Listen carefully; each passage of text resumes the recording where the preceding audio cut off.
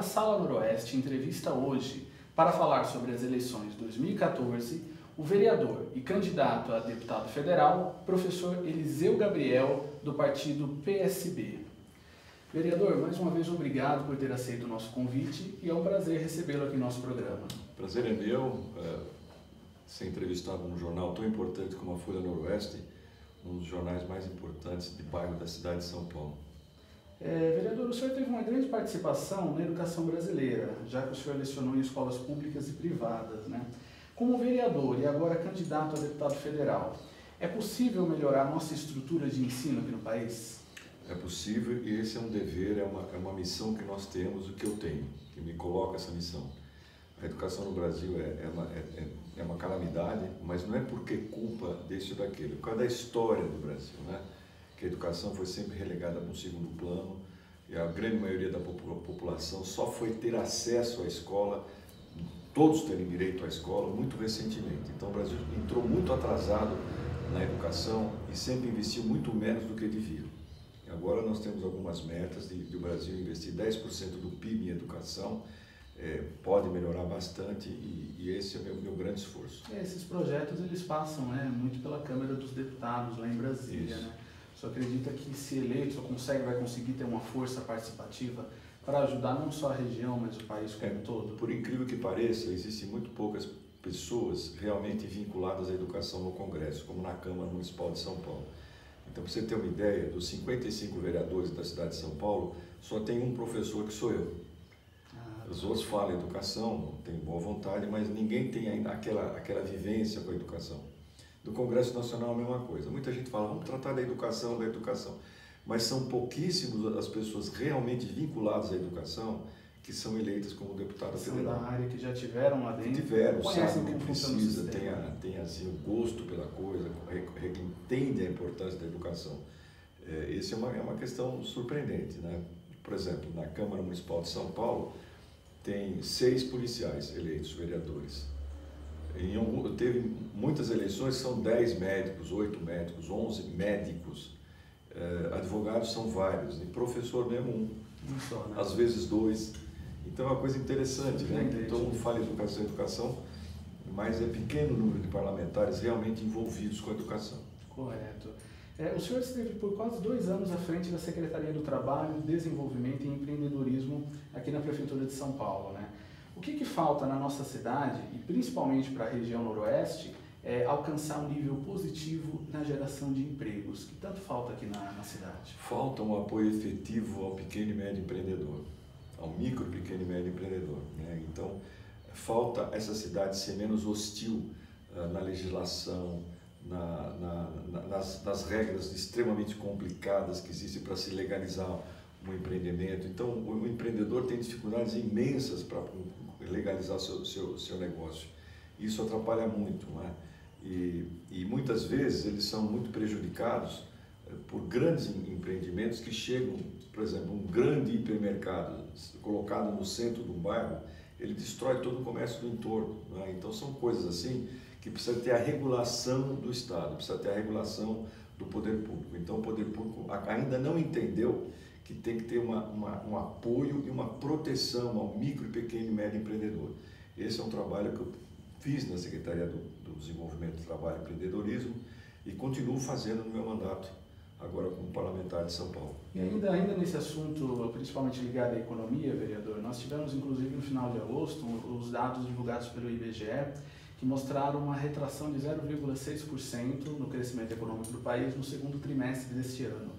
O senhor acredita que até dezembro é possível fazermos alguma coisa, principalmente no mandato do senhor a partir do ano que vem, para reverter essa situação aqui no país?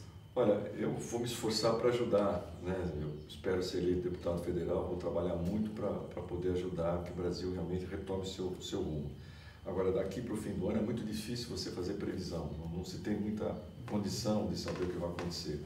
A situação é muito crítica, o Brasil continua com uma inflação elevada para os padrões internacionais, paga o juro da taxa Selic é o mais alto do mundo e, por outro lado, os investimentos caíram muito na produção e o consumo também agora está bastante arrochado, porque as famílias estão muito endividadas. Então é um cenário não muito favorável. E é muito importante que haja uma mudança importante no governo, que realmente haja uma mudança para que a gente possa retomar o Brasil de uma outra forma, pensando no desenvolvimento, na estabilidade econômica, na distribuição de renda e que haja confiança do mercado, confiança da população e dos empresários no desenvolvimento do Brasil para que haja investimento. Vereador, o partido do senhor, que é o PSB, tinha como bandeira uma candidatura muito independente, muito forte do ex-governador de Pernambuco, Eduardo Campos. Como foi a reação interna no partido com a morte trágica de Eduardo Campos? No primeiro momento a gente nem acreditava, né? Quer dizer, uma pessoa tão preparada, como a gente chama, um quadro, né? Uma pessoa com uma história de vida bonita, uma pessoa com uma família linda, com uma maneira de pensar muito próxima de todos nós, né? Uma coisa que dá muita, se respeitava muito, né? Foi muito triste e por um momento ficamos perplexos, né? Passamos uns dias atônitos, né? Mas entendemos que tínhamos que continuar, até pela memória dele, aquela ideia que ele dizia: nós não vamos desistir do Brasil, quer dizer, uma frase linda. Um dia antes, inclusive, da morte dele, ele fala: nós não vamos desistir do Brasil. Então foi muito bacana, nós vamos pegar essa última frase dele e vamos trabalhar. E o que a candidatura de Marina Silva pode representar agora no cenário, tanto do partido quanto para o Brasil? Então a Marina Silva representa, como Eduardo, uma nova forma de fazer política, uma opção, porque o Brasil está há muitos anos meio que amarrado por essa maneira da política que fica mais em cima de interesses. A formação da maioria do governo é uma formação muito complicada, que é um dá cá, toma lá, quer dizer, é uma coisa que não dá mais para continuar desse jeito. E muitos setores de muitos partidos ocupam pedaços da máquina sem ter uma vinculação com o programa do governo, simplesmente porque para conseguir os votos dos parlamentares. Então essa maneira de fazer não serve mais e nós temos muita confiança na Marina. Ela tem demonstrado, esse um ano que ela conviveu com o Eduardo, ela absorveu muito a posição do Partido Socialista Brasileiro. Ela tem repetido e tem inclusive reafirmado seus compromissos com o programa de governo que o Eduardo propôs. Então, estamos bem confiantes. Não, com certeza. O partido do senhor é um partido que fala e prega muito essa questão da renovação. O senhor é consciente de que a população brasileira tem um grande descrédito com a classe política, né? Qual será o primeiro comportamento necessário para um parlamentar eleito em Brasília para tentar reverter ou pelo menos amenizar essa situação?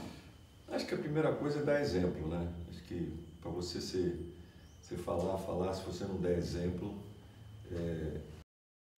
aí não adianta nada. A gente tem que dar exemplo, a gente tem que trabalhar para que se construa uma governabilidade saudável. Não precisa ter 90% dos votos no Congresso, precisa, entendeu? Vamos ganhar os parlamentares dentro de ideias, de princípios que o novo governo vai ter. E principalmente com muita transparência, para que a população fique sabendo o que está em jogo. Então, a população precisa ser o juiz, e a população precisa participar mais. Na hora de votar, prestar muita atenção em quem vai votar, não simplesmente se iludir com algum tipo de brincadeira, se iludir com, enfim, aquele cara é um bom isso, um bom aquilo, acho engraçado. Quer dizer, isso tudo só causa descrédito para a política. Prejudica muito, né? Prejudica muito. A política é uma coisa séria. Se a gente quer um mundo melhor e um país melhor, nós temos que confiar na política, na boa política. Porque quando não tem política, tem guerra. Quer dizer, os países onde se rompe a política, onde não há mais um entendimento dos políticos na política, vamos dizer assim. Ou até mesmo uma ditadura, né? Você vira uma ditadura. Ou você vira uma ditadura, ou você faz uma guerra civil, de luta armada entre irmãos para poder impor a sua vontade. Então a gente, por pior que seja, por mais difícil que seja, a gente tem que acreditar na democracia e na hora de votar, principalmente, prestar muita atenção em quem votar, para que a gente possa construir um país melhor.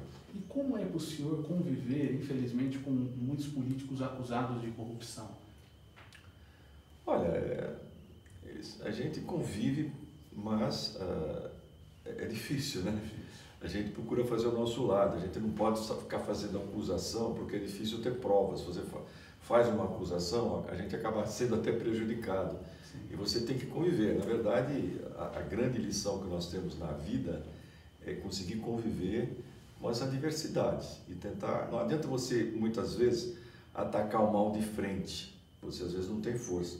Então você tem que construir o lado bom, você tem que construir uma sociedade mais sadia, políticos mais sadios, esperando que a sociedade entenda isso e combater, engolir as pessoas que realmente não caminham de uma maneira correta. Era muito o que o Eduardo falava, né?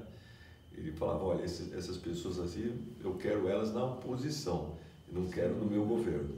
Tá certo. Vereador, estamos chegando ao final do nosso programa, agora eu gostaria de fazer uma última pergunta para o senhor. Como que está indo a campanha nessa candidatura do senhor a deputado federal e quais são os seus principais projetos, os seus principais planos, caso eleito, lá em Brasília, que o senhor vai fazer para os moradores aqui da nossa região noroeste? Bom, a campanha está indo muito bem, eu estou muito otimista, eu tenho recebido um apoio muito grande aqui na Zona Noroeste, que é a nossa região, e o que um deputado pode fazer, um deputado federal? Ele vai ter muito mais força do que, por exemplo, o vereador, porque ele vai ter a ligação com o governo federal, que é onde estão os principais recursos do país. Então, as grandes obras, as grandes decisões que precisam ajudar a nossa região, depende muito do Congresso, depende muito do parlamentar federal, do deputado federal. E eu estando lá, eu tenho certeza que nós vamos trazer muito mais vitórias aqui para a nossa região, muito mais conquistas, né?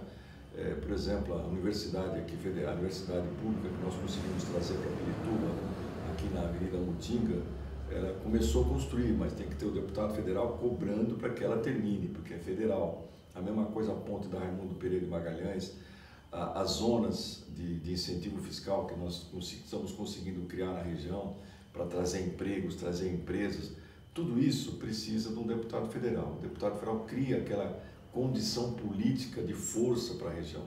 E é isso que eu pretendo fazer. Tive já 4 mandatos de vereador, as pessoas reconhecem uma seriedade, um trabalho intenso que nós fizemos aqui, e agora eu tenho certeza que esse salto vai ajudar muito a nossa região, porque eu vou ter muito mais força para trabalhar pela região. É claro que também eu trabalho muito pela educação, buscar a luta pela educação integral, enfim, garantir os 10% do PIB para a educação, aumentar a participação da educação profissional, e são uma série de questões que eu também tenho como metas. Vereador, mais uma vez, obrigado por ter aceito aqui o nosso convite, espero recebê-lo mais vezes aqui em nosso programa. Olha, eu que queria agradecer a você, a Folha Noroeste, que eu tenho um jornal que eu tenho o maior respeito, é um dos jornais mais sérios e mais importantes da cidade de São Paulo. E parabéns também pelo trabalho de vocês. E este foi mais um programa Sala Noroeste. A você de casa, obrigado por ter assistido o nosso programa de entrevistas e até a nossa próxima entrevista. Até mais!